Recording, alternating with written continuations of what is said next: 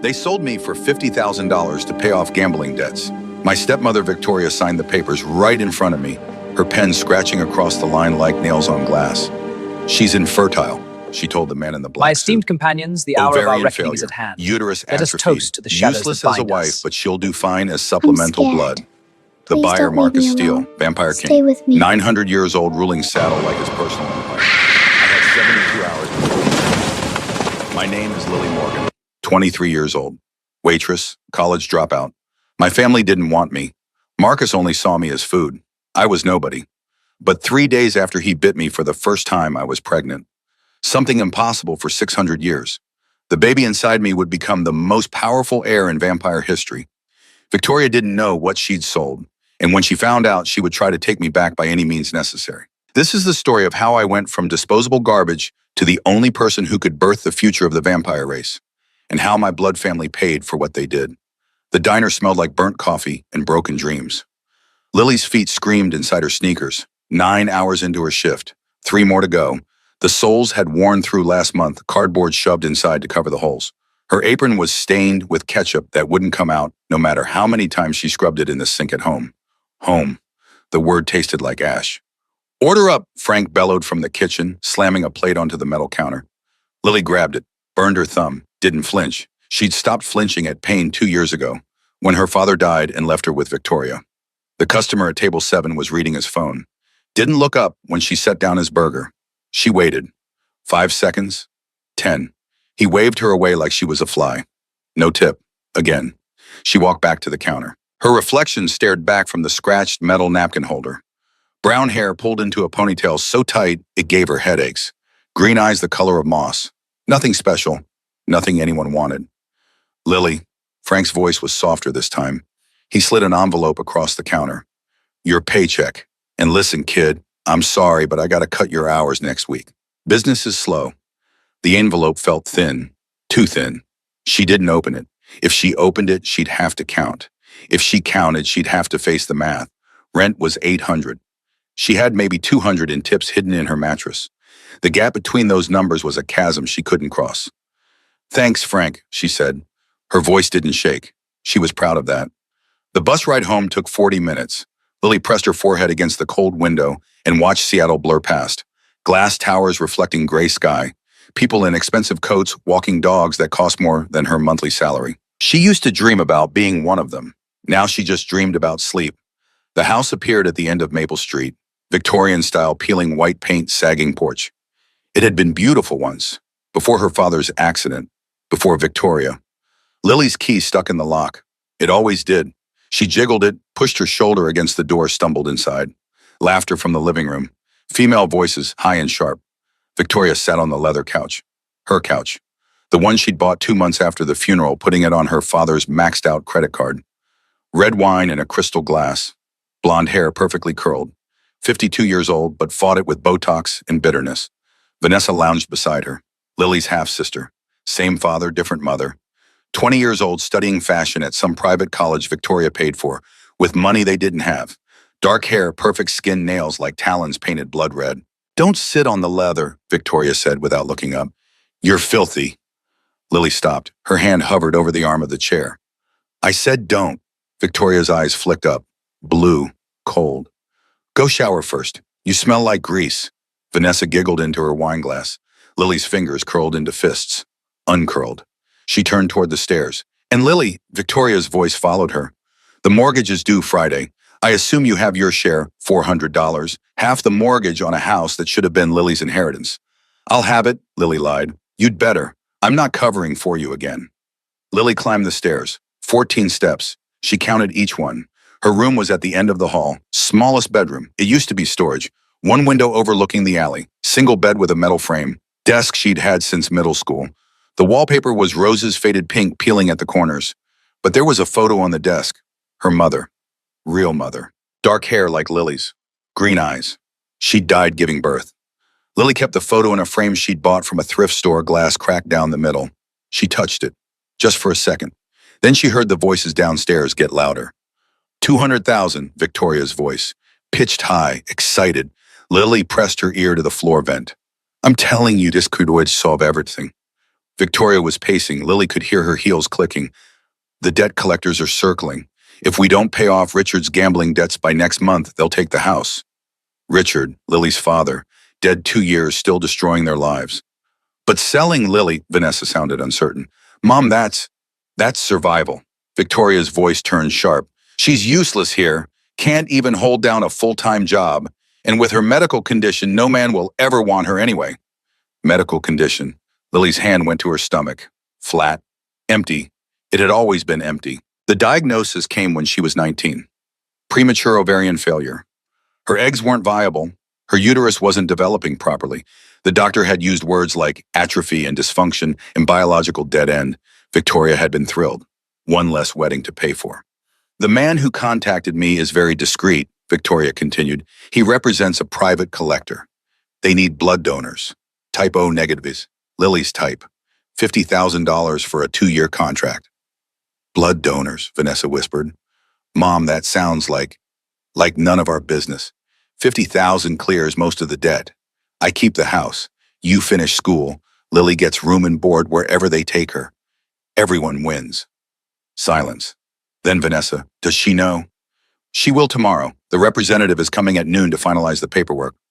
Lily backed away from the vent. Her legs felt numb. Her hands were shaking. Sold. They were selling her. She should run, pack a bag, disappear into the city. But where would she go? She had $200 and no one who cared if she lived or died. The walls of her room pressed in. The roses on the wallpaper looked like bloodstains. Lily lay down on her bed, stared at the ceiling. The water stain in the corner looked like a face. She'd named it George when she was 12. George had watched her cry herself to sleep more nights than she could count. Tonight she didn't cry. She was too tired. Outside her window, the sky turned from gray to black. Seattle swallowed the sun. Tomorrow someone would come to take her away. And Lily Morgan, the girl nobody wanted, would disappear. The man arrived at exactly noon. Lily sat on the stairs, watching through the banister. He wore a black suit. Expensive. The kind where you couldn't see the stitching. His hair was silver, pulled back in a low ponytail. He looked 60, maybe older, but moved like someone younger. His name was William. Victoria led him to the dining room. They sat at the table her father had built. Mahogany, worth more than everything else in the house combined. Victoria would probably sell it next. Miss Morgan, William's voice was cultured, British accent. Thank you for agreeing to this arrangement. I didn't agree to anything, Lily said from the stairs. William turned. His eyes were gray, very gray, like smoke. My apologies. I was under the impression this was a voluntary transaction. It is.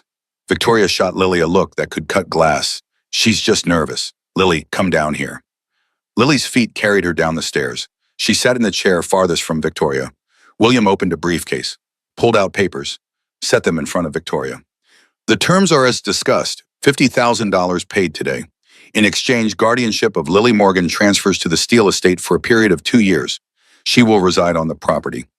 Provide blood donations twice monthly. Receive room board and medical care. And she's free to leave after 2 years, Victoria asked, not because she cared, because she wanted witnesses to her benevolence. If she wishes, though most donors find the arrangement quite comfortable. Victoria signed, didn't read the contract, just signed. William pulled out a checkbook, wrote with a fountain pen. The scratch of it filled the room. He tore the check free, set it on the table. Victoria's hand shot out, grabbed it. Her eyes went wide. Lily saw the number. 5 zeros. Pleasure doing business, Victoria said. She was already standing, already leaving. Lily sat frozen in her chair. William turned to her. His expression softened. Just a fraction. Miss Morgan, I understand this is frightening, but I assure you Mr. Steele's estate is far more pleasant than your current situation. You'll have your own room, privacy, better food than, he glanced at the kitchen, whatever you've been eating here. What is he? Lily asked. Her voice came out steady. Your employer. What is he? William paused, considered. A man who needs what you can provide, and in return he will ensure you're cared for. That's not an answer. It's the only one I can give at present. William stood. We leave in 1 hour. Pack what you need, nothing more. Lily climbed the stairs one last time. 14 steps. Her room looked smaller in daylight. The roses looked like they were bleeding. She packed in 10 minutes, 2 pairs of jeans, 4 shirts, underwear, socks, her mother's photo, a book she'd been reading. Everything fit in a backpack she'd had since high school. She left the door open when she walked out. Downstairs, Victoria was on her phone, laughing, probably already spending the money in her head. Vanessa stood in the hallway. She looked at Lily, opened her mouth, closed it. Goodbye, Lily said. Vanessa flinched. Victoria didn't even look up. William waited by the front door. He took Lily's backpack without comment. Led her down the porch steps to the car. It was a Maybach, black. The windows were tinted so dark they looked like oil. The paint gleamed even though the sky was cloudy. William opened the back door. Lily hesitated. Miss Morgan? William's voice was gentle. Whatever you think is waiting for you, I promise you'll survive it. She looked back at the house, at the peeling paint, at the window to her room where George the water stain watched everything. Then she got into the car. The leather was soft. The interior smelled like cedar and something else, something metallic. The door closed with a sound like a vault ceiling. William got into the driver's seat, started the engine. It purred. They pulled away from Maple Street. Lily didn't look back. The drive took 40 minutes, out of her neighborhood, through downtown Seattle, past the Space Needle, into an area of the city she'd never been. The houses got bigger. Then the houses became estates. Then the estates became fortresses. At the end of a private road behind iron gates 20 feet high stood the Black Manor. It wasn't a house. It was a monument to old money and older secrets. 3 stories, Gothic architecture. Black stone that looked like it absorbed light. Windows with glass so dark you couldn't see inside. Towers at each corner. Gargoyles that looked like they were screaming. The gates opened. No one touched them. They just opened. The Maybach rolled up a cobblestone drive, stopped in front of stairs that led to doors made of wood and iron. We're here, William said quietly. Lily got out. The air smelled different, colder, like being near a graveyard.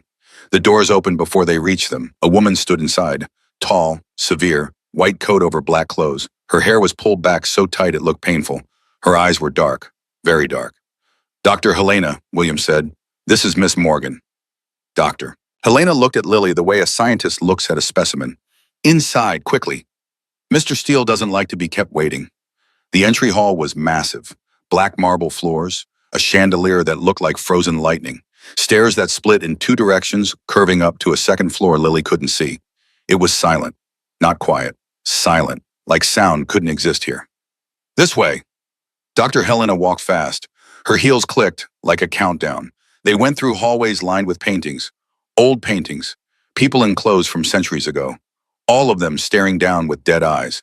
The hallway ended at a door, dark wood, no handle. Dr. Helena knocked twice. Enter. The voice from inside was male, deep. It vibrated in Lily's chest. The door opened. The room beyond was an office, bookshelves floor to ceiling, a desk made of wood so dark it was almost black, papers, a laptop, normal things. But the man behind the desk was not normal. Marcus Steele stood as they entered. He was tall, 6'3", maybe more, broad shoulders and a charcoal suit that fit like it was sewn onto his body. Black hair longer on top swept back from his face. Pale skin, not sickly pale, marble pale, carved pale. His face was beautiful the way a knife is beautiful. Sharp, dangerous. Cheekbones that could cut. A jaw like it had been chiseled. Lips that looked cruel, but his eyes were black, not brown, black, like staring into a well that had no bottom. Lily's heart stopped, actually stopped. For one beat, then it slammed back to life racing. Marcus looked at her, really looked. His gaze moved over her face, her throat, stopped at the pulse point in her neck. Miss Morgan? His voice was velvet over steel. Welcome. Lily couldn't speak. Her tongue felt thick. She's frightened, Marcus said. Not to her, to Dr. Helena. That's expected. Should I prepare the initial screening? Dr. Helena asked. Yes, standard blood work, full panel. Dr. Helena gestured. Miss Morgan, come with me. Lily didn't move. She was staring at Marcus, at the way he stood. Too still, like he wasn't breathing. He wasn't breathing. Miss Morgan? Marcus's tone didn't change, but something in the room shifted. The air got heavier. Dr. Helena will take a sample of your blood. It won't hurt. And then William will show you to your room. You're safe here. Am I? The words fell out of Lily's mouth before she could stop them. Marcus tilted his head.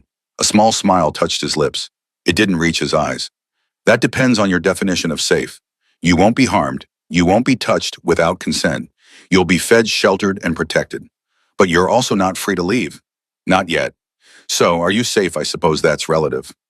At least he was honest. Dr. Helena took Lily's arm, let her out. The medical room was down another hallway. White walls, steel table, equipment that looked sterile and expensive. Sit. Dr. Helena pointed to a chair. Lily sat. Dr. Helena tied a rubber band around Lily's upper arm, tapped her inner elbow, found the vein. You're O negative, Dr. Helena said. Not a question. Yes. The needle slid in. Lily watched her blood fill 3 vials. Dark red, ordinary. Dr. Helena labeled them, held one up to the light, frowned. What? Lily asked. Nothing, just checking something. She left with the vials, came back 5 minutes later. Her expression had changed. She looked excited. Wait here, Dr. Helena said. She walked out fast. Lily heard voices in the hall, low, urgent. Then footsteps. Marcus entered the medical room. He looked at the vials of Lily's blood on the counter, then at her. Dr. Helena says you have an unusual antibody profile. I don't know what that means. It means your blood is rare, rarer than we expected. He crossed the room, stood in front of her. Close. Too close. She could see the texture of his skin. Flawless, like porcelain. Tell me, Miss Morgan, what do you know about your mother's family? Nothing. She died when I was born. I never met them. And your father dead 2 years ago. Marcus's eyes narrowed. Your medical records say you're infertile. Lily's face burned. Yes. Who diagnosed you? Dr. Carver, 4 years ago. And you've had no second opinion. I couldn't afford one. Marcus looked at Dr. Helena. Pull her files. I want to see the original test results. Sir. Now. Dr. Helena left. Marcus pulled up a chair, sat facing Lily. His knees almost touched hers. Miss Morgan, I'm going to tell you something and I need you to listen carefully. The medical records your stepmother provided are falsified. The room tilted. What? Your uterus is not atrophied. Your ovaries are functioning. The diagnosis of premature ovarian failure was fabricated. That's not possible. I saw the test results. You saw what Dr. Carver was paid to show you. Marcus's voice was calm, factual. Victoria wanted to lower your value, make you seem damaged, so she could sell you for less and pocket the difference. Lily couldn't breathe. Why are you telling me this? Marcus leaned forward, his black eyes locked on hers. Because you're not here just to provide blood, Miss Morgan. You have something far more valuable than you realize. And I need you to understand that before we go any further. What do I have? Marcus stood, walked to the window, looked out at the grounds. Do you believe in monsters, Miss Morgan? I didn't until I walked into this house. He turned, that small smile again. Smart girl. Yes, I'm a monster. 900 years old, king of the Pacific Coven. I've killed more people than you've ever met. I don't eat food. I don't sleep. I exist on blood and time. Lily should run, scream, something. But she just sat there. You're a vampire. Yes. And you bought me to feed from. That was the intention. But your blood test revealed something unexpected. You carry a dormant gene. Dhampir heritage. It means somewhere in your ancestry, a human and a vampire had a child. That child's bloodline survived. And now it's in you. What does that mean? Marcus turned to face her fully. It means your blood can do something no other human blood can do. It can stabilize hybrid children. Children born of vampire and human. They usually lose their humanity within years, become feral, dangerous, but Dhampir blood can anchor them, keep them sane. Lily's mind raced. You have a child. Yes. And she's feral. Not yet, but she's losing herself. She's 5 years old, Miss Morgan, and she screams in a language I don't understand. She won't let anyone touch her. She barely eats. Every day she becomes less human and more creature. And I've tried everything. Everything. Until now. He looked at Lily like she was a lifeboat in a storm. Your blood could save her. So that's what I am. Medicine? No, you're hope. The door opened. William appeared. Sir, Seraphine is awake. She's agitated. Marcus's jaw tightened. How bad? She threw a chair through the window. He closed his eyes. For a second, he looked tired. Actually tired. Take Miss Morgan to the guest wing. 3rd floor, east side. Make sure she has everything she needs. Wait, Lily said. Your daughter. Can I see her? Marcus looked at her like she'd suggested jumping off a cliff. That's not a good idea. Why not? Because she'll terrify you. I'm already terrified. And if my blood is supposed to help her, shouldn't I meet her first? Marcus studied Lily's face. Whatever he saw there made him nod slowly. William, take her to the nursery. The nursery was on the 2nd floor, behind a door reinforced with steel. William unlocked it with a key that looked medieval. Stay behind me, he said quietly. Don't make sudden movements. He opened the door. The room beyond had been beautiful once. Pink walls, a canopy bed, toys scattered across the floor. But now the wallpaper was shredded, the bed was overturned, The window was broken, covered with boards. In the corner, huddled against the wall, was a little girl. She had black hair, tangled, matted. Her skin was pale, her feet were bare. She wore a nightgown that was torn at the hem. And her eyes were red, not bloodshot, red, like rubies lit from inside. She was holding a stuffed bear. The bear had one ear missing. It was filthy. When she saw them, she hissed. Her lips pulled back. She had fangs, small, sharp, baby fangs. Seraphine, William said softly, it's just me and a friend. The girl hissed again, louder. Lily stepped forward. Miss Morgan, don't. But Lily was already kneeling, 5 feet from the little girl, not threatening, just there. Hi, Seraphine, Lily said quietly. My name is Lily. I like your bear. What's his name? The girl stared. Her red eyes were huge in her small face. Does he have a name? Lily tried again. Seraphine clutched the bear tighter. Lily hummed, song, a melody she barely remembered, her mother's lullaby, the one her father used to sing when she couldn't sleep. Seraphine's hissing stopped. Lily kept humming. The tune filled the broken room. The little girl's head tilted, like a bird, curious. Then so quietly, Lily almost missed it. Seraphine spoke. Bear. Her voice was raspy, like she hadn't used it in months. Bear, that's a good name. Lily smiled. Is Bear hungry? I bet he'd like some honey. Seraphine blinked. Once. Twice. Honey? Yeah, bears love honey. Maybe we can find some later. Would Bear like that? The little girl looked at her stuffed animal, whispered something to it. Then she looked back at Lily, and she nodded. Behind Lily, William exhaled. The door opened. Marcus stood there. He'd come silently. He was staring at his daughter, at Lily, at the two of them in the same room without screaming. Seraphine saw her father. Her red eyes went wide. She pressed herself against the wall. Marcus stopped, didn't come closer. It's okay, Lily said, to Seraphine, to Marcus, to herself. We're okay. Marcus's expression was unreadable, but his hands were shaking. He turned, walked away. The door closed behind him. William knelt beside Lily. His gray eyes were wet. That's the first word she's spoken in 3 months, he whispered. 3 months. Lily looked at Seraphine. The little girl was watching her, still clutching Bear. Hi, Lily said again. You want to hear another song? Seraphine didn't answer, but she didn't hiss, and that Lily thought was progress. William showed Lily to her room an hour later, 3rd floor, east wing. The room was bigger than the entire 1st floor of Victoria's house. 4-poster bed with curtains, silk sheets, a bathroom with a tub the size of a small pool. Windows that looked out over gardens Lily couldn't see in the dark. A closet full of clothes in her size. How did you know my size, she asked. We're very thorough, Miss Morgan. William set her backpack on the bed. It looked pathetic next to all the luxury. Dinner will be brought to your room. Mr. Steele requests you rest tonight. Tomorrow we'll discuss the arrangement in detail. William, what happened to Seraphine's mother? William's expression shuddered. She left when Seraphine was 6 months old. She couldn't handle what the child was becoming. She abandoned her, yes. Lily's hands curled into fists. What kind of person abandons a baby? The kind who values her own sanity over her daughter's life. William moved toward the door, stopped. Miss Morgan, what you did today, in the nursery. Marcus hasn't been able to get within 10 feet of Seraphine without her screaming. You walked right up to her and she spoke. Do you understand what that means? That I got lucky. No, that you did something a 900-year-old vampire king couldn't do. You showed his daughter kindness. William's voice was rough. Don't underestimate the value of that. He left. Lily sat on the bed. It was soft. Too soft. She wasn't used to soft. She thought about Victoria, signing papers, selling her daughter like furniture. She thought about Marcus, a monster who loved his child enough to buy a stranger's blood. She thought about Seraphine, red eyes and baby fangs and a stuffed bear named Bear.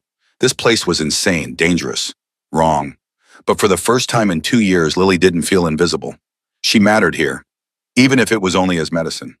Outside her window, the moon rose over the black manor, full, silver, and somewhere in the house, a little girl whispered to her bear about honey.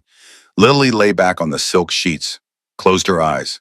Tomorrow she'd figure out what came next. Tonight she was too tired to care. Lily woke to sunlight, real sunlight, not the gray filtered light from her old bedroom window.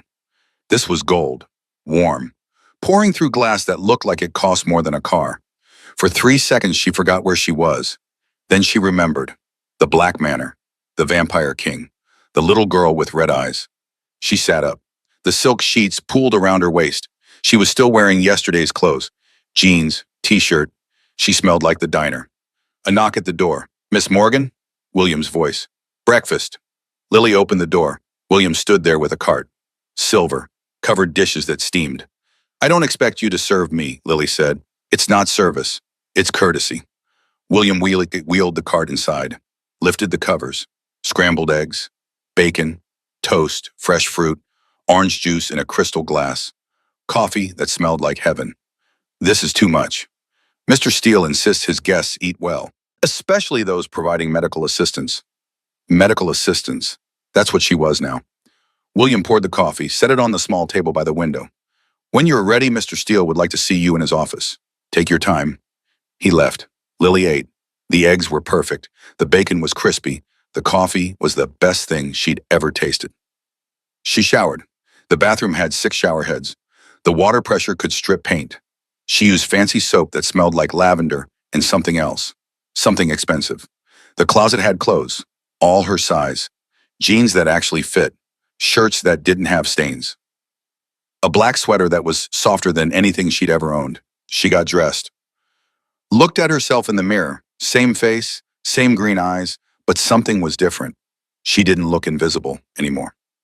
Marcus's office was exactly where she remembered. Door at the end of the hall with the dead-eyed portraits. She knocked. "Come in." He was standing by the window. Black suit today, same pale skin, same impossible stillness.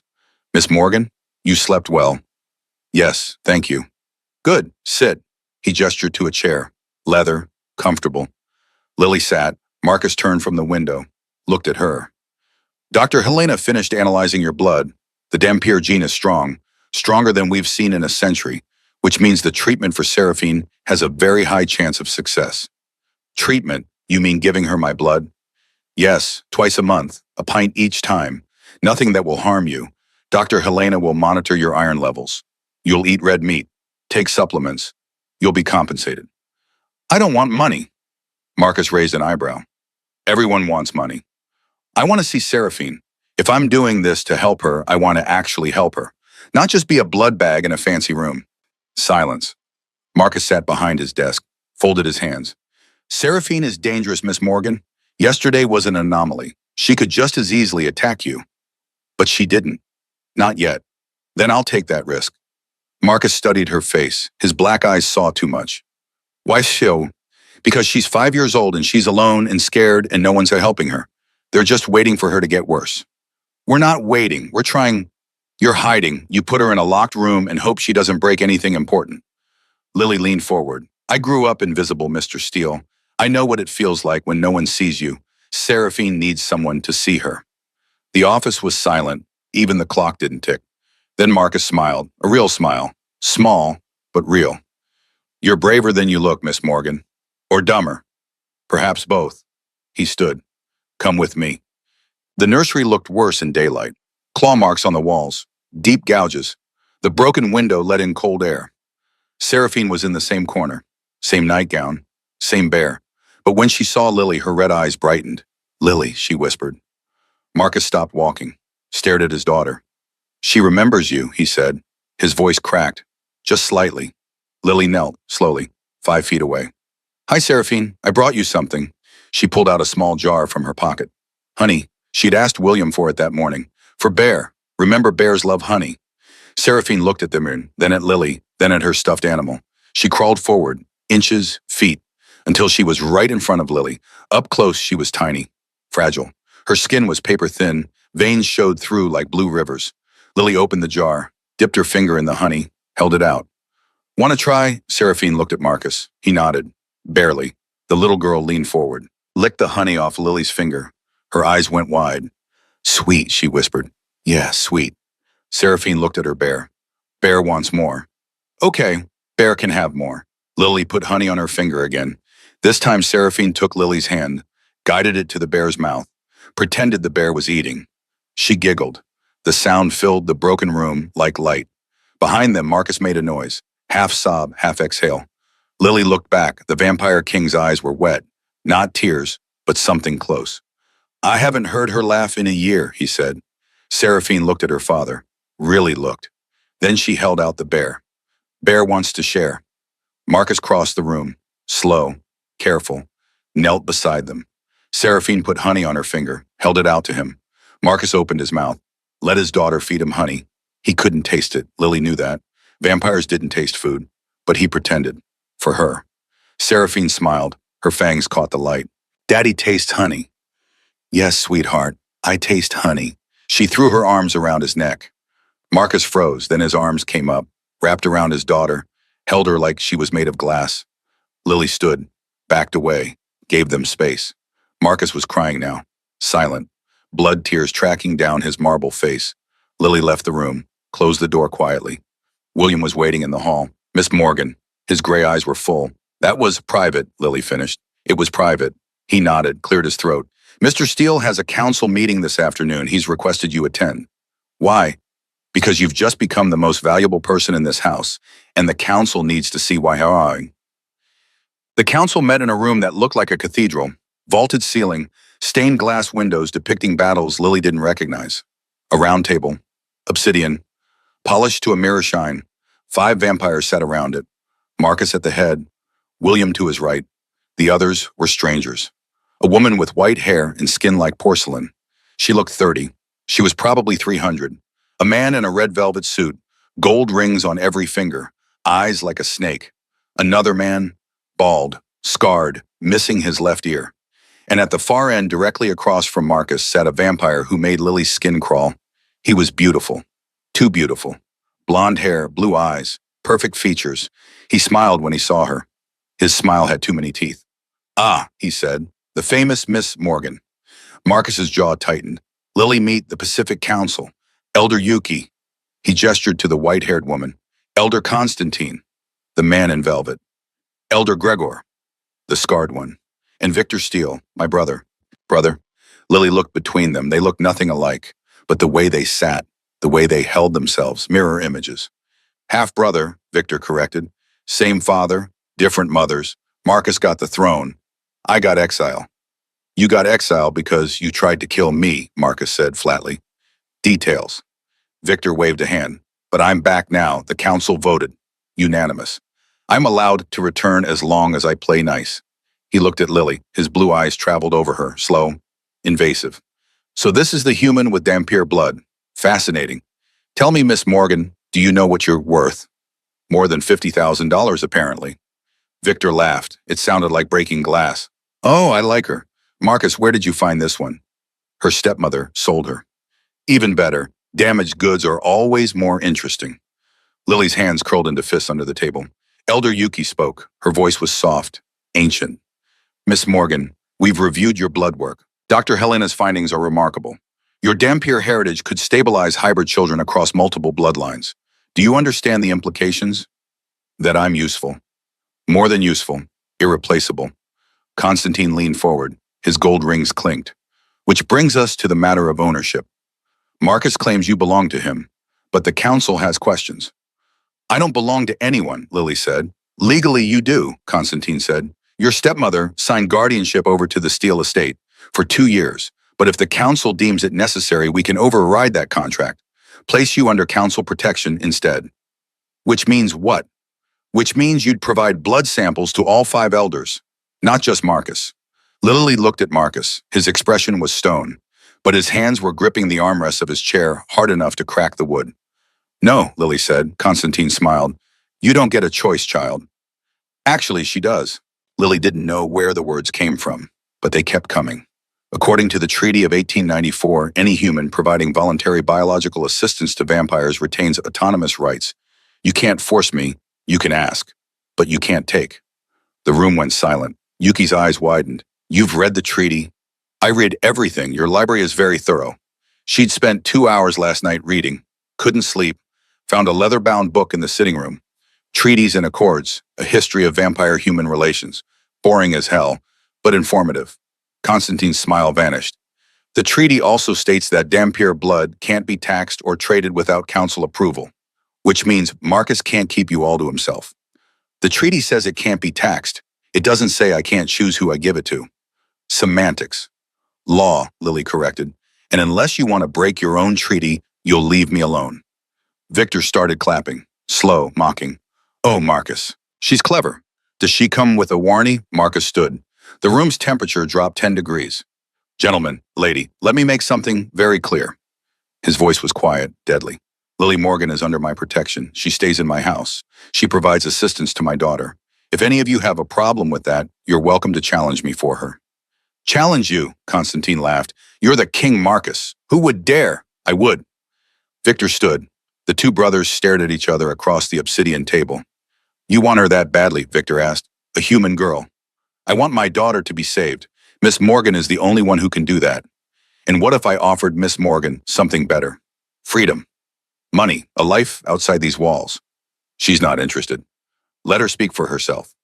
Victor turned to Lily. Miss Morgan, if you came with me, I'd pay you $10,000 a month.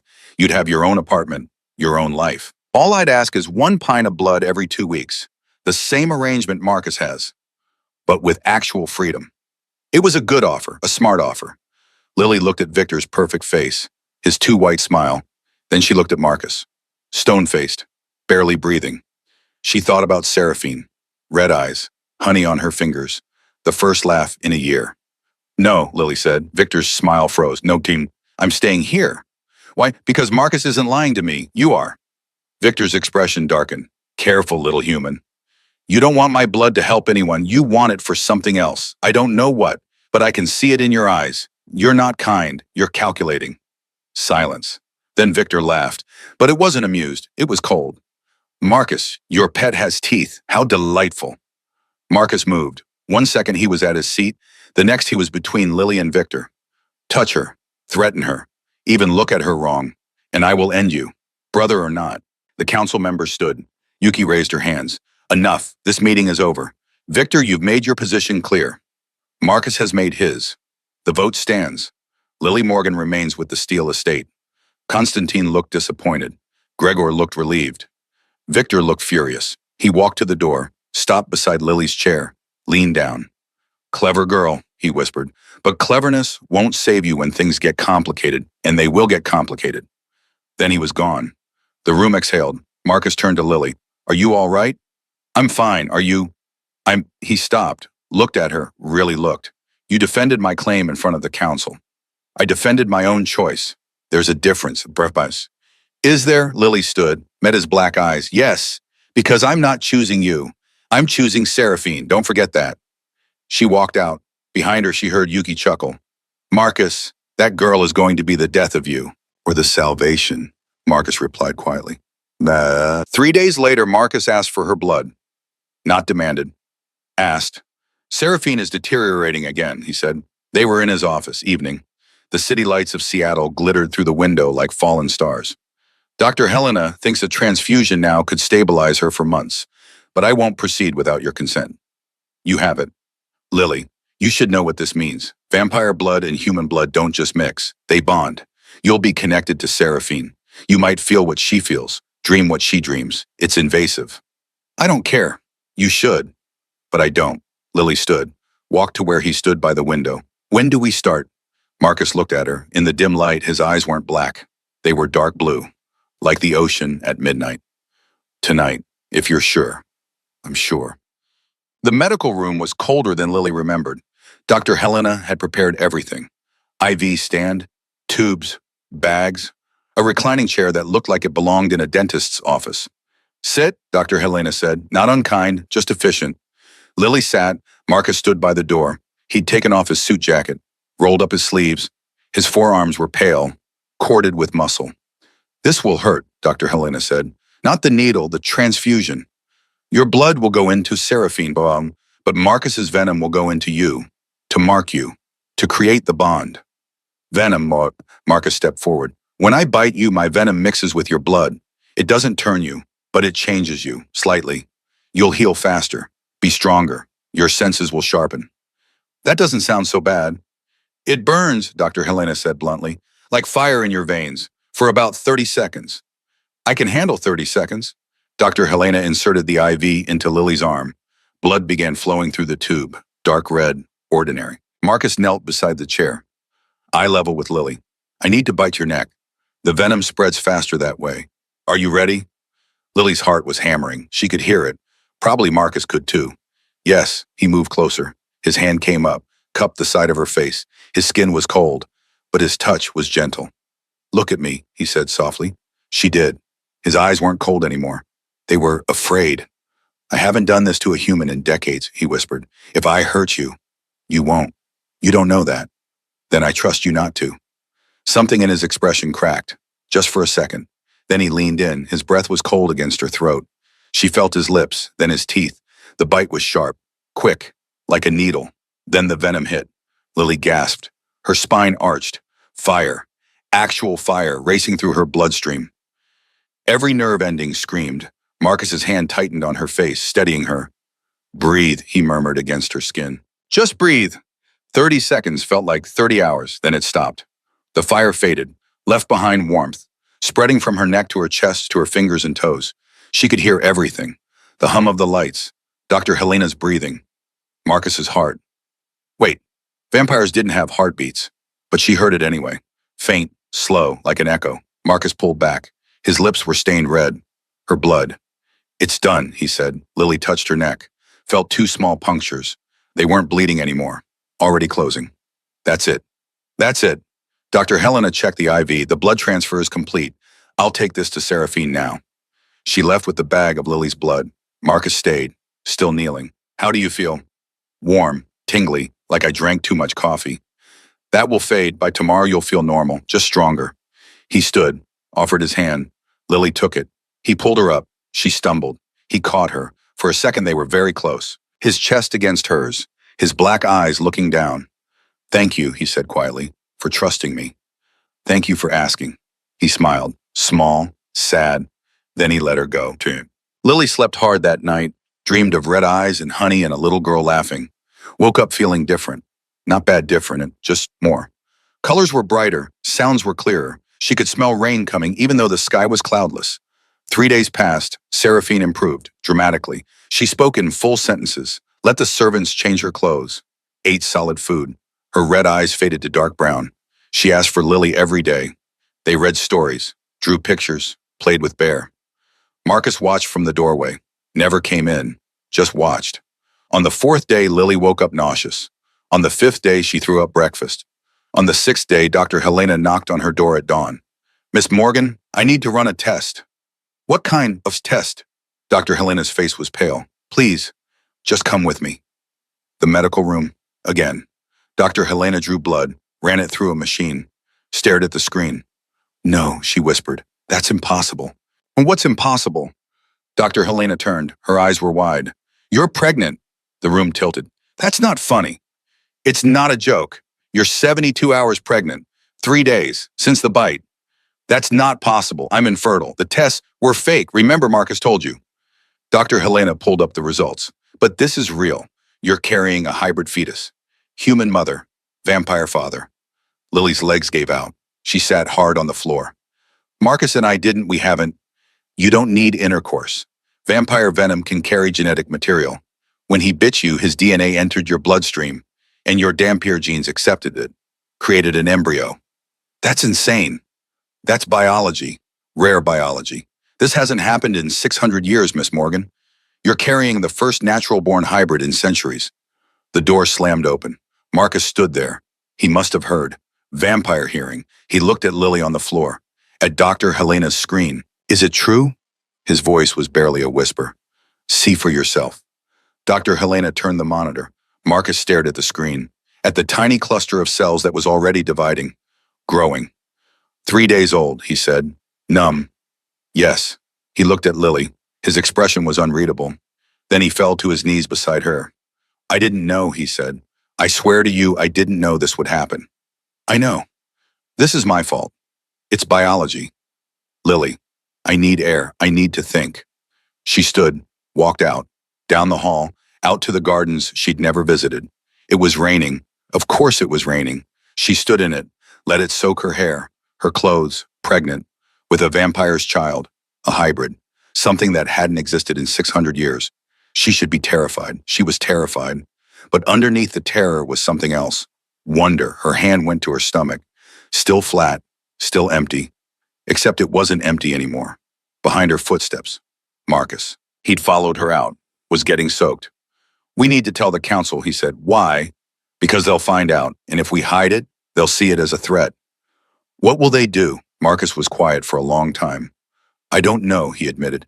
The treaty forbids hybrid births without council approval. They could demand termination. Lily's hand pressed harder against her stomach. No. Lily, I said no. I don't care what the treaty says. Then they'll come for you. They'll take you. Let them try. Marcus moved in front of her. Rain dripped off his dark hair. I will protect you, he said. Whatever happens, I swear it. Why, this is your problem now, too. Because that child is mine. And you are, he stopped, swallowed. You've given me my daughter back. You've given me hope. I won't let them take that away. Lily looked up at him, rain and darkness and impossible promises. Okay, she said. Okay. They stood in the rain, and somewhere in Lily's womb, a hybrid child began to grow. Victor found out 3 days later. Not from Marcus, from a servant Marcus had bought. Paid well. The servant reported directly to Victor, and Victor reported to Victoria. They met in a warehouse on the outskirts of Seattle. Neutral ground. Victoria was dressed in expensive clothes now. New purse, new shoes. Spending the $50,000. You said she was useless, Victoria hissed. Infertile. I said the records claimed she was infertile. I never verified. She's pregnant with a hybrid. Do you know what that's worth? Victor smiled. 500,000 to the right buyer. What buyer? Me. Victor leaned back. I need hybrid blood to create an army. A baby hybrid still developing is even better. The stem cells, the pure genetic material. I can synthesize it, create soldiers who are both human and vampire, loyal to me. And you'll pay me 500,000 if you get her back. Yes. Victoria's eyes gleamed. How? Leave that to me, but I'll need leverage. Does she have anyone she cares about? Anyone who could be used, Victoria thought. Her half-sister, Vanessa. They're not close, but Lily has a soft heart. If Vanessa were in danger... Perfect, Victor stood. I'll arrange it. You stay ready. When I have Lily, you'll get your money.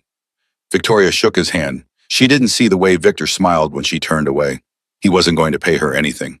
He was going to kill her once Lily was secured. Loose ends had to be tied. The kidnapping happened on a Tuesday. Lily was in the garden with Seraphine. They were picking flowers. Seraphine liked daisies. Marcus was in a council meeting.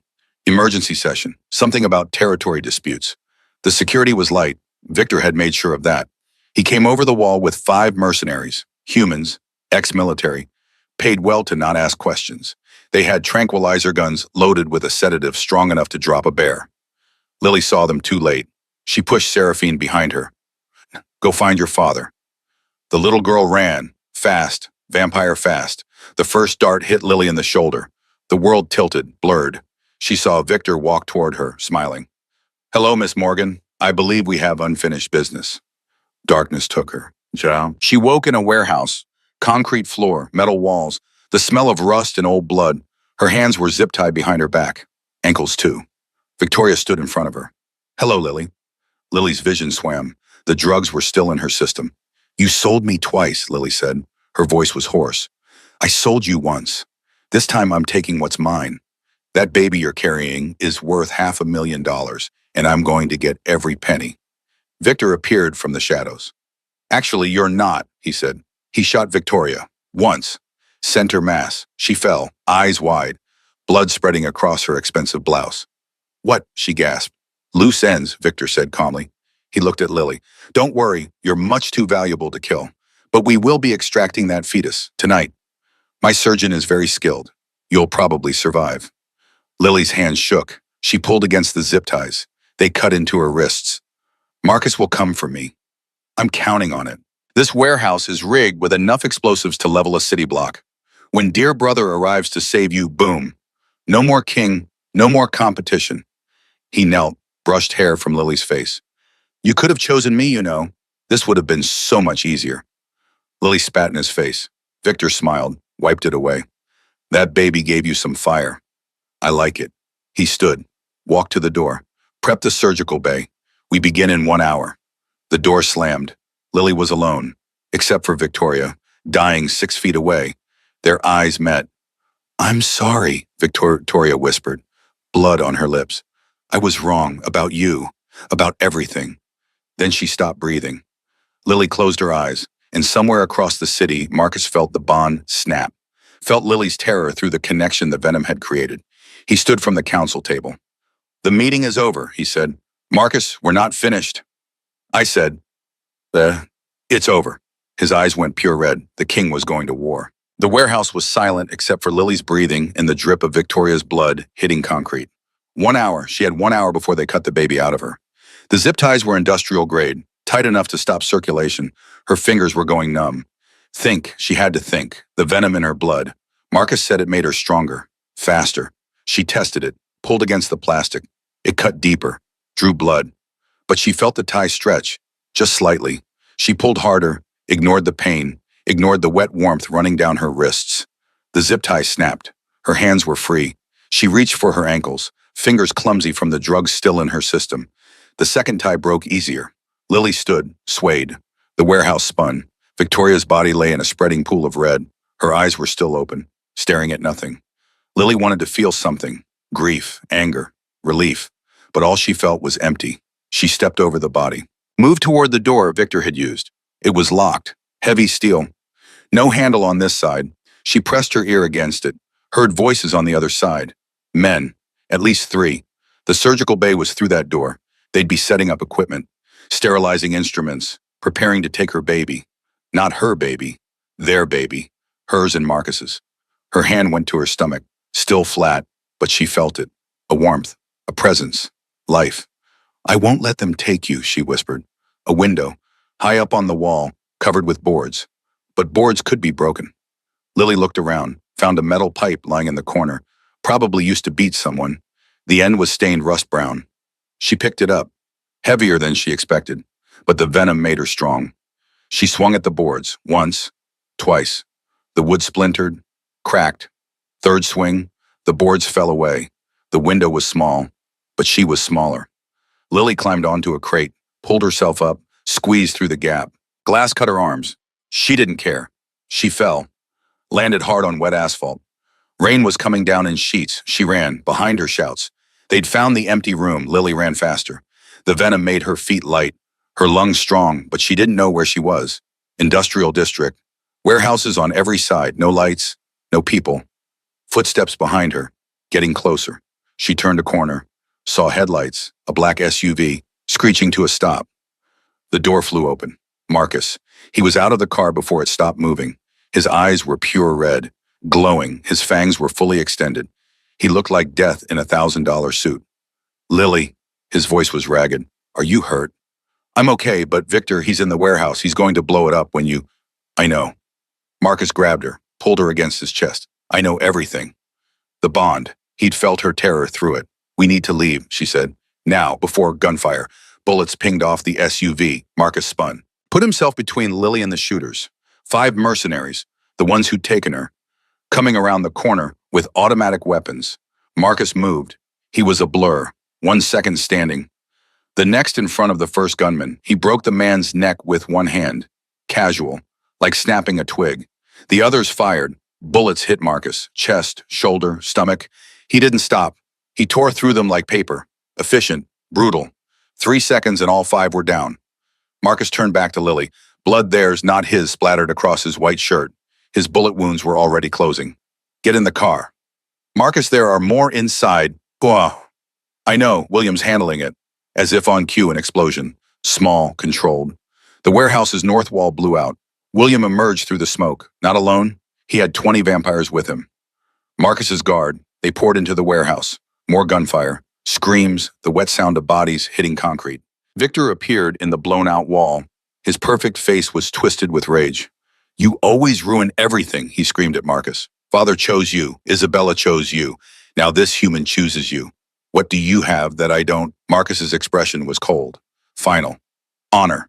He moved toward Victor, but Lily grabbed his arm. "Don't, the building." He said it's rigged with explosives. Marcus stopped, looked at his brother. Victor smiled, pulled out a detonator. "Clever girl. Yes, enough C4 to level this entire block. I die, you die, everyone dies. You'd kill yourself just to hurt me. I've been dead for 200 years, Marcus. Ever since you took everything that should have been mine." His thumb moved toward the button. A scream split the air. High, piercing, inhuman. Something small and fast came out of the darkness. Red eyes blazing, Seraphine. The little girl hit Victor like a missile, knocked him down. The detonator flew from his hand. Lily dove for it, caught it, held it tight. Seraphine was on top of Victor, claws out, fangs bared. She looked feral again. Wild. But she wasn't attacking randomly. She was protecting. "You hurt Lily," she shrieked. "You hurt Lily and the baby." Victor threw her off. She hit the ground hard, didn't get up. Marcus roared. The sound wasn't human, it was ancient, primal. He was on Victor in a heartbeat. They fought. Brother against brother, vampire against vampire. It was brutal, vicious. They moved too fast for Lily to track. But Marcus was stronger, older, angrier. He got Victor in a chokehold, lifted him off his feet. "You lost," Marcus said. "You will always lose, because you fight for yourself, I fight for them." He threw Victor, straight through the remaining wall. Victor landed in the warehouse, didn't move. William's vampires surrounded him, silver chains, heavy, thick. They bound him, wrists, ankles, neck. Victor struggled, screamed, begged. No one listened. Lily ran to Seraphine. The little girl was crying, blood on her forehead. Hey, you're okay. You were so brave." Seraphine threw her arms around Lily's neck. "He wanted to hurt the baby. I hurt him. Through the bond. He wanted to hurt you." The bond. Seraphine was connected to Lily now too, through the blood transfusion. "You saved me," Lily whispered. "You saved us both." Marcus knelt beside them. He was bleeding, silver bullet wounds. They weren't healing as fast. "We need to leave," he said. "Now, before the council arrives." Too late. The air pressure changed, dropped. 5 figures appeared from the shadows. They didn't walk. They simply materialized. The council. Elder Yuki, Elder Constantine, Elder Gregor. 2 others Lily didn't recognize. They looked at the scene. The dead mercenaries. The chained Victor. The pregnant human. Constantine spoke first. "Marcus Steele, you violated the treaty, created a hybrid without council approval. The penalty is death." Marcus stood, placed himself in front of Lily and Seraphine. "Then you'll have to go through me." "We will," Constantine said, gladly. But Yuki raised her hand. "Wait, let the girl speak. She has Tampere blood. She has rights under the treaty." Constantine scoffed. "She's human. She has no rights." "She has the right to defend her choice. Article 7, Section 4. Lily stood. Seraphine clutched her leg. "You want me to defend creating a hybrid? Fine. I didn't create anything. Biology did. When Marcus bit me to save his daughter, his venom reacted with my Tampere genes. I didn't know it would happen. Neither did he, but it did. And now I'm carrying a child who could be the future of vampire-human relations. Or you can kill us both and prove that vampires are exactly what humans fear. Monsters who destroy what they don't understand." The council was silent. Then Lily felt it, a sharp pain in her abdomen. Low, deep. She gasped, doubled over. Marcus caught her. "Lily, what's wrong?" "I don't." Another pain, sharper. "Oh God."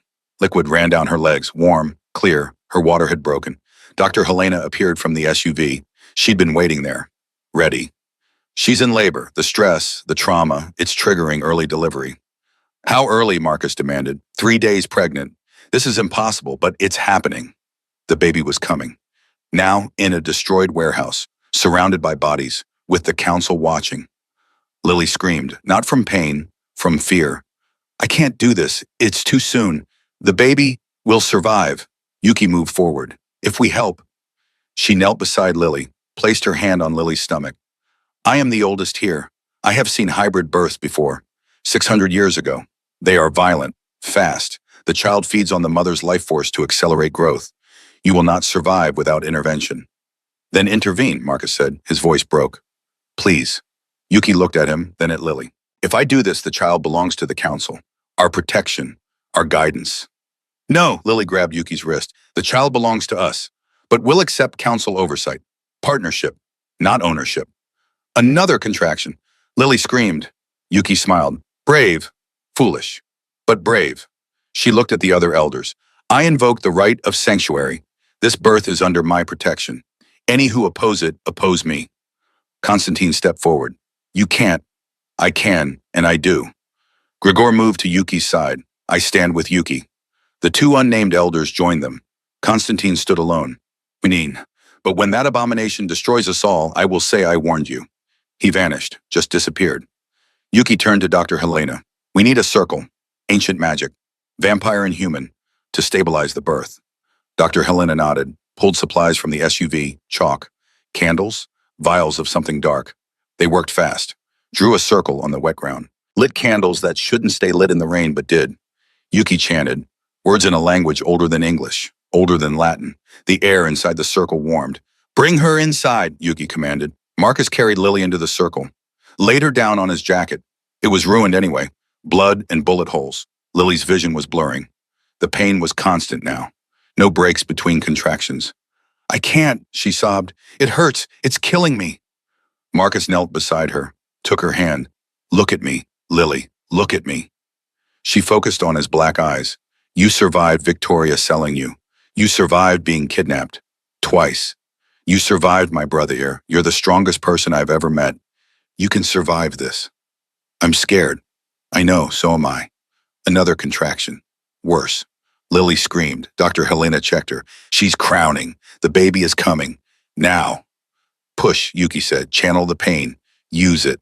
Lily pushed, every muscle straining. She felt like she was being torn apart. Again, Dr. Helena urged. Lily pushed. Harder. She felt the baby move. Descend. One more push. The baby came out in a rush. Tiny, impossibly tiny, but alive. She cried, a strong, furious wail. Dr. Helena caught her, cut the cord, wrapped her in a blanket that appeared from nowhere. It's a girl, she said softly. Lily collapsed back, exhausted, dying. The circle's light was fading. She'd given too much. Marcus saw it. No, you don't get to leave, not now. He bit his wrist, held it to Lily's mouth. Drink, my blood will save you. That will turn me, I don't care, drink. Lily drank. His blood tasted like copper and night and something indefinable. It burned going down, but then warmth spread, strength. Her wounds began healing, the hemorrhaging stopped. She wasn't human anymore. Not fully, but she was alive. Marcus pulled his wrist away. The wound closed instantly. Dr. Helena handed him the baby. He looked down at his daughter. She had Lily's nose, his dark hair. Her eyes were closed. But when they opened, one eye was green, like moss, like Lily's. One eye was black, like a well, like Marcus's. She was perfect. Aurora, Lily whispered. Her name is Aurora. Marcus's eyes filled with blood tears. Aurora, he repeated. The baby opened her mouth, yawned, showed tiny fangs already formed. Yuki stepped forward, looked at the child. Remarkable. She's already adapting, growing. By tomorrow, she'll look a week old. Is that normal? Lily asked. For a hybrid, there is no normal. She's the first in 600 years. Gregor approached, peered at Aurora. May I? Marcus hesitated, then handed his daughter over. Gregor held her gently. Aurora grabbed his finger, held tight. He smiled. Strong grip. She'll be a warrior. Aurora cooed, then did something unexpected. She bit Gregor's finger. Not hard, just a tiny nip. But her fangs drew blood. The drop of blood touched her lips. Aurora's mismatched eyes glowed. Just for a second. Gregor gasped. She just healed my arthritis. I've had it for 2 centuries. It's gone. The council members stared. Her blood is medicinal, Yuki breathed. She's not a weapon. She's a cure. A noise from the warehouse. Victor, still chained, still conscious. He was laughing, bitter, broken. You see, that thing will change everything. The balance will shift. Humans will want our power. Vampires will want their humanity. It's the end. Yuki walked to him, looked down. No, it's a beginning, and you're too blind to see it. She turned to the guards. Take him to the obsidian chamber. Trial will be held in 3 days. The charge is treason. The sentence will be exile. Exile where the silent tombs. He'll live forever in darkness and silence. No blood, no company, just existence. A punishment worse than death for someone who loves his own voice. Victor's laughter cut off. No, kill me. Just kill me. Death is a mercy. You don't deserve mercy. They dragged him away. His screams faded. The rain had stopped. Dawn was coming. The sky was turning gray. Marcus helped Lily stand. She was shaky but alive. William brought the SUV closer. Hospital, he asked. No, Lily said. Odin, home, take us home. 3 months later. The Black Manor looked different. The curtains were open. Sunlight poured through UV-filtered glass. The halls weren't silent anymore. They echoed with laughter. With life. Lily stood in the nursery, the same room that had been destroyed. But it was rebuilt now. Fresh paint, new furniture, Toys that actually got played with. Aurora sat on a blanket, 3 months old but looked 6 months. She was growing fast. Too fast, but she was healthy, happy. Seraphine sat beside her, teaching her to stack blocks. Good job, Rory. Now the blue one. Aurora clapped, knocked the tower over, giggled. Seraphine laughed too. Her eyes were brown now, no red. She spoke normally. Normally. The Dampier blood had saved her. Marcus entered. He'd been in a council meeting. They happen weekly now. How did it go? Lily asked. Constantine has been removed from the council. His conspiracy with Victor was proven. He's under house arrest for the next century. And his replacement, Marcus smiled. You're looking at him. Utama, Elder Yuki insisted. She says I have a vested interest in hybrid human relations now. He crossed the room, wrapped his arms around Lily from behind. She leaned into him, felt his cold skin against her warm neck. She was still mostly human, but the vampire blood had changed her, made her stronger, faster. She'd live longer, much longer, maybe even long enough to grow old with him. I have something for you, Marcus said. He pulled out a box, small, velvet. Lily turned. Marcus, I'm not asking you to marry me, not yet. You've been through too much too fast. But this is a promise. When you're ready, if you're ever ready, I'll be waiting. He opened the box. A ring, black opal set in silver. Beautiful, understated. It was my mother's. She was human. Married my father against the council's wishes. They had 50 years together before she died. 50 happy years. Lily's eyes filled. I don't know what to say. Say you'll think about it. I'll think about it. He smiled, kissed her forehead. Aurora made a noise, demanding attention. They both turned. Their daughter was standing. On her own, 3 months old and standing. Did she just, Lily started. Aurora took a step, wobbled. Seraphine caught her. She walked, Seraphine squealed. Rory walked, Marcus picked up Aurora, spun her around, she laughed. That beautiful sound, Lily watched them, her family, chosen, chaotic, perfect. A knock at the door. William entered. Miss Morgan, you have a visitor? Who? Your half-sister, Vanessa. Lily froze. She hadn't spoken to Vanessa since the warehouse, since Victoria died. Show her to the sitting room. I'll be there in a minute. William nodded, left. Marcus looked at Lily. Do you want me to come with you? No, I need to do this alone. She went downstairs, found Vanessa sitting on the edge of the leather couch, the same one Victoria had forbidden Lily to touch. Vanessa looked different, thinner, older. Grief had aged her. She stood when Lily entered. Hi. Hi. Silence. I'm sorry, Vanessa said, her voice cracked. I'm so sorry for everything, for how Mom treated you, for not standing up for you, for... She stopped, breathed. I found her will, Mom's. She left everything to me, the house, the money, all of it. But I don't want it. It's blood money, literally. She pulled out an envelope, set it on the coffee table. I'm selling the house. This is your half, $250,000. It should have been yours anyway. Lily looked at the envelope, didn't touch it. I don't want it. Please, it's all I can do to make things right. You can't make it right, but you can move forward. Lily sat down, gestured for Vanessa to sit. What are you going to do with your half? I don't know, go back to school maybe? Mom was paying my tuition. I can't afford it now. What are you studying with fashion design? Lily thought for a moment. The council needs a new tailor, someone who can work with both human and vampire clients, traditional and modern. It pays well, very well. Vanessa's eyes widened. You do that after everything. I'm not doing it for you, I'm doing it because you're good at what you do, and because everyone deserves a second chance. Lily had gotten hers. Why not Vanessa? Her sister started crying. Thank you, thank you. Don't thank me, just be better. Be the person Mom never let you be.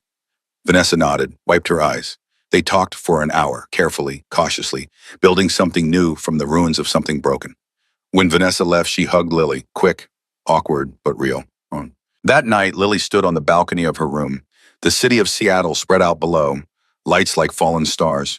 Marcus joined her, wrapped a blanket around her shoulders. Cold, a little. They stood in comfortable silence. Do you regret it? Marcus asked quietly.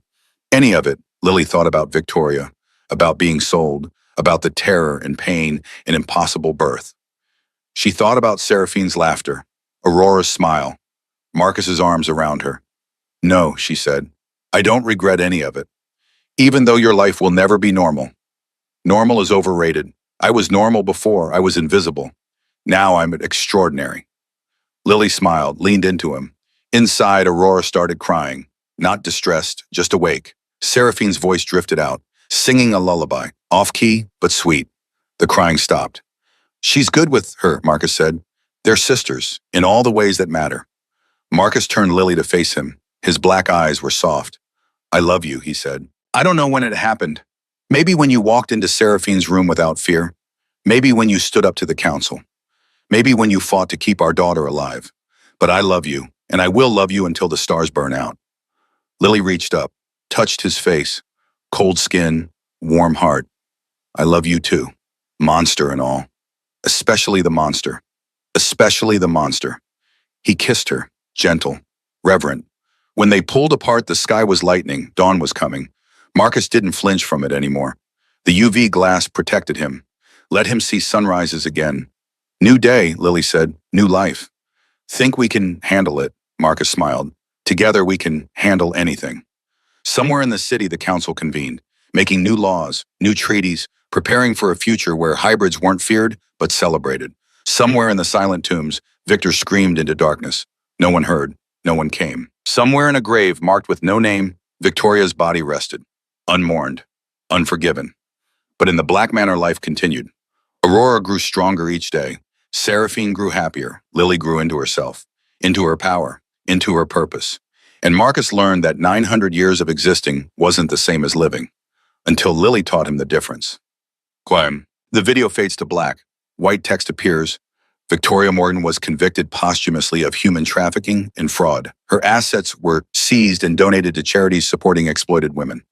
Victor Steele remains in the silent tombs, his sentence eternity.